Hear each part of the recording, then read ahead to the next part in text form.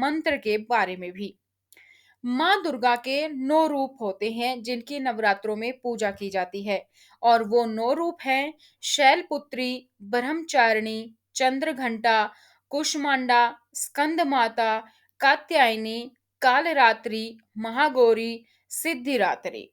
चैत नवरात्र और शारदीय नवरात्र में देवी के इन 9 रूपों की पूजा की जाती है, जबकि गुप्त नवरात्र में 10 महाविद्या देवियों की पूजा की जाती है और वो महाविद्या देवी हैं तारा, त्रिपुर सुंदरी, भुवनेश्वरी, छिन्नमस्ता, काली, त्रिपुर भैरवी, धूमावती और बगलामुखी।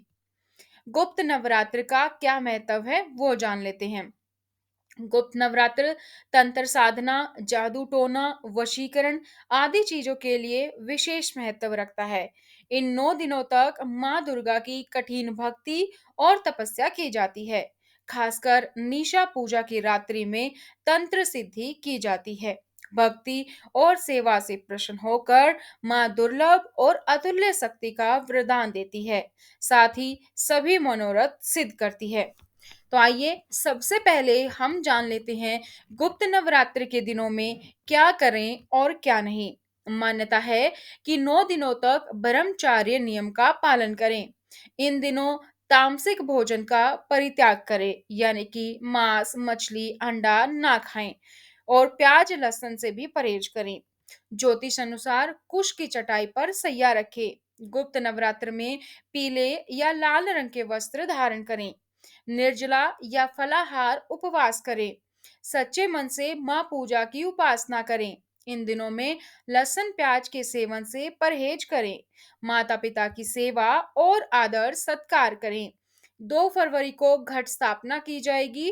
पहला और दूसरा नवरात्रा एक ही दिन 2 फरवरी को है, तो इस दिन माँ शैलपुत्री और ब्रह्मचारिणी की पूजा की जाएगी।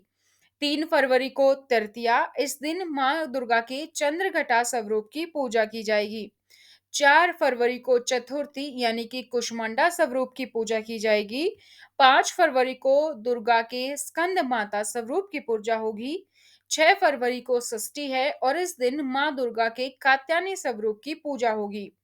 6 फरवरी को सप्तमी भी है, तो इस दिन 7 फरवरी को सप्तमी, तो इस दिन कात्यायनी काली स्वरूप की पूजा होगी। 8 फरवरी को अष्टमी महागौरी स्वरूप और 9 फरवरी को नवमी को सिद्धरात्रि स्वरूप की पूजा की जाएगी।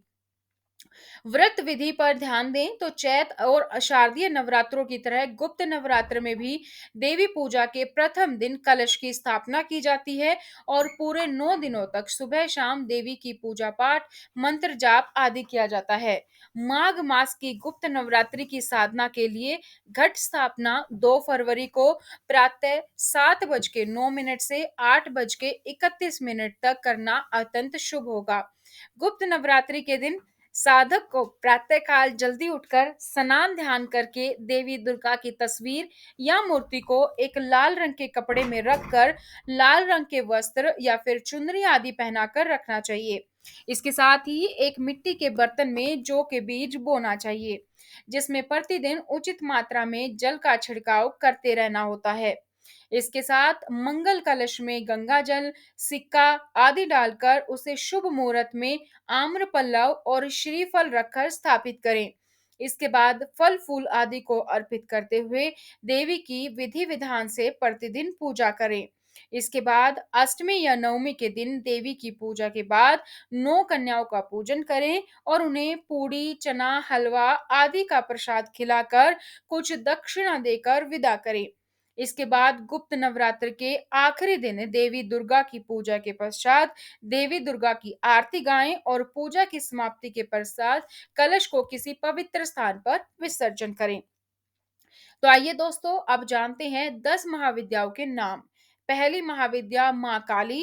तो 10 महाविद्याओं में पहला रूप माँ काली का है। राक्षसों का वध करने के लिए माँ काली यह रूप धारण किया था। तांत्रिक सिद्धि प्राप्त करने के लिए माता के इस रूप की पूजा आराधना करते हैं। माता के इस रूप की पूजा आराधना भक्ति पूर्वक करने से माता बहुत ही जल्द प्रसन्न होकर सभी मनोकामनाओं को शीघ्र पूर्ण कर देती है। माँ काली को उत्तर दिशा की शक्ति भी कहा जाता है। माता काली का बीज मंत्र है ओम क्रीम क्रीम क्रीम हूं हूं ह्रीम ह्रीम दक्षिणे कालिके क्रीम क्रीम क्रीम हूं हूं ह्रीम ह्रीम स्वाहा। दूसरी माँ तारा। तारा माता की पूजा आराधना करने से आर्थिक उन्नति और मोक्ष की प्राप्ति होती है। शास्त्रों के अनुसार महर्षि वशिष्ठ ने तारा माता की आराधना सबसे पहले की थी। तारा माता तांत्रिकों की मुख्य देवी मानी जाती है और तारा माता का बीज मंत्र है ओम हनीम स्त्रीम हुम फट। तीसरा है त्रिपुर सुंदरी माता। त्रिपुर सुंदरी माता को राजराजेश्वरी या ललिता के नाम से भी पुकारा जाता है। माता का मंदिर त्रिपुरा में स्थित है। इन माता की 4 भुजा और 3 नेत्र हैं। शास्त्र के अनुसार इसी स्थान पर देवी सती के धारण किए गए वस्त्र गिरे थे। त्रिपुर सुंदरी माता का बीज मंत्र है एम हनीम श्रीम त्रिपुर सुंदरिय नमः। चौथा है भुवनेश्वरी माता। शास्त्र के अनुसार त्रिपुरा भुवनेश्वरी माता की पूजा आराधना करने से पुत्र की प्राप्ति होती है। इस माता को शताक्षी और शाकंभरी नाम से भी जाना जाता है। इस महाविद्या की पूजा आराधना भक्ति पूर्वक करने से सूर्य के समान तेज ऊर्जा और मान सम्मान प्राप्त होता है।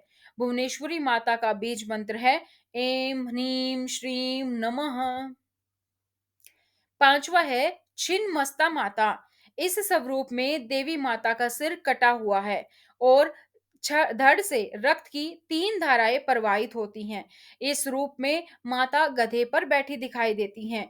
माता के इस रूप में शांत मन से पूजा करने से माता शांत स्वरूप में दर्शन देती है। छिन्नमस्ता माता का बीज मंत्र है श्रीम हनीम क्लीम एम वज्र वैरोचनीय हूम हूम फट स्वाहा। छठी माता है त्रिपुर भैरवी माता। माता के इस रूप की पूजा आराधना करने से सभी परेशानियां दूर हो जाती हैं। इस रूप में माता की 4 भुजाएं और 3 नेत्र हैं। इन्हें शोष्णी के नाम से भी पुकारा जाता है। त्रिपुर भैरवी माता का बीज मंत्र है ओम हनीम भैरवी क्लो हनीम स्वाहा। धुर्मावती माता। धुर्मावती माता का कोई स्वरूप नहीं है, इसलिए इन्हें विधवा माता का रूप कहा जाता है। धुर्मावती माता की आराधना करने से व्यक्ति में आत्मबल प्रबल होता है और ऋग्वेद में इन्हें सूत्रा नाम दिया गया है। धूम्रावती माता का बीज मंत्र है ओम धूम धूम धूमावती दिव्य स्वाहा। अगली माता है 8वीं माता बगलामुखी माता। माता के इस रूप की पूजा आराधना करने से युद्ध में विजय की प्राप्ति होती है और शत्रुओं का नाश होता है। शास्त्र के महाभारत में भगवान श्री कृष्ण और अर्जुन ने भी युद्ध प्रारंभ करने से पहले बगलामुखी माता की पूजा आराधना की थी। माता की पूजा करने की वजह से उन्हें युद्ध में विजय की प्राप्ति हुई। माता की आराधना करने से शत्रु और भय से मुक्ति मिलती है। बगलामुखी मुखी माता का बीज मंत्र है ओम हनीम बगुलामुखी दिव्य हनीम ओम नमः। 9वीं माता है मातंगी माता। मातंगी माता की पूजा आराधना करने से व्यक्ति का गृहस्थ जीवन सुखमय और सफल बनता है। मतंग भगवान शिव का भी नाम है। मातंगी माता की पूजा आराधना सिद्धि प्राप्त करवाता है। मातंगी माता का बीज मंत्र है ओम हनीम एम भगवती मतंगेश्वरी श्री स्वाहा। 10वां नाम है कमला माता का। कमला माता को लक्ष्मी के नाम से भी जाना जाता है। शास्त्र के अनुसार समुद्र मंथन के दौरान कमला माता की उत्पत्ति हुई थी। कमल माता की पूजा आराधना करने से व्यक्ति धनवान और बुद्धिमान बनता है। कमला माता का बीज मंत्र है ओम हनीम अष्ट महालक्ष्मी नमः। इस पाठ के लाभ भी जान लेते हैं। 10 महाविद्या पाठ का जप करने से व्यक्ति को माता पार्वती और शिव जी की विशेष कृपा प्राप्त होती है। इस पाठ को करने से व्यक्ति को यश, समृद्धि, विजय और धन की प्राप्ति होती है। यह पाठ रोगों से मुक्ति दिलाता है। इस पाठ को करने से कुंडली जागरण, समाधि, ब्रह्म ज्ञान, सम्मोहन और मोक्ष जैसी चीजों की प्राप्ति हो जाती है।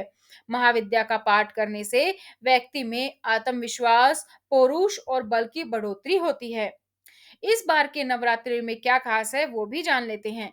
गुप्त नवरात्र में इस बार रवि योग व सर्व सिद्धि योग के रूप में अति विशिष्ट विशिष्ट मुहूर्त आ रही हैं। दरअसल यह उन लोगों के लिए खास है जो नया काम शुरू करना चाहते हैं, चाहे घर खरीदना हो या भूमि पूजन करनी हो, गाड़ी खरीदनी हो, इस दौरान सभी शुभ काम कर सकते हैं। इस दौरान खरीदारी या निवेश लाभकारी होगा। इस दौरान बसंत पंचमी और नर्मदा जयंती जैसे महापर्व भी आ रहे हैं। इसी वजह से यह गुप्त नवरात्रे और भी खास बन गए हैं। तो दोस्तों, आज की इस वीडियो में हमने आपको संपूर्ण जानकारी देने की कोशिश की है। तो उम्मीद करते हैं ये वीडियो आपको पसंद आई होगी। इस वीडियो को अपने सगे संबंधियों दोस्तों के साथ जरूर शेयर करें।